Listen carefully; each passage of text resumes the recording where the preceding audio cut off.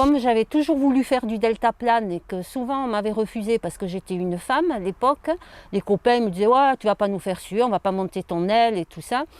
Le fait de pouvoir faire du pendulaire, ça me rapprochait du deltaplane, ce que j'avais envie de faire. Le pilote, il m'avait amené à 1000 mètres, il avait coupé le moteur, on était redescendu moteur coupé. Dès que je suis descendue de là, j'ai dit moi, il faut que j'en fasse.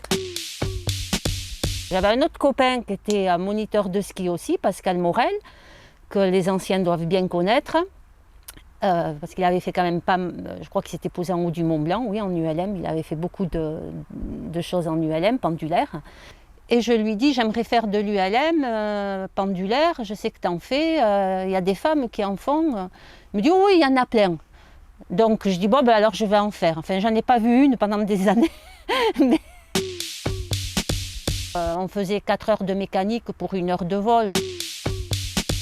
C'était une grande famille, mais on était quoi, une centaine. On avait fini dans les maïs. C'est souvent dans les maïs ici.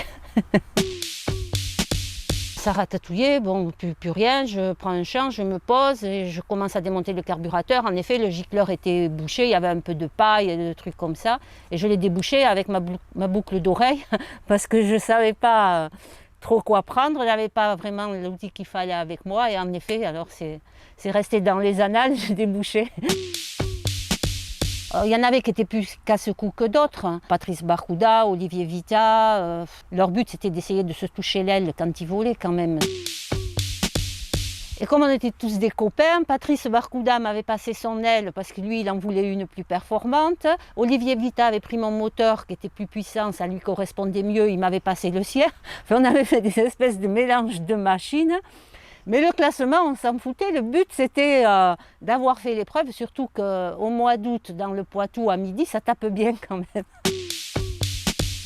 Une fois qu'on est parti, en plus j'ai l'esprit compétition. Je ne voulais pas être dans les dernières. Si les gars ils restaient 4 heures, il fallait que je reste 4 heures aussi.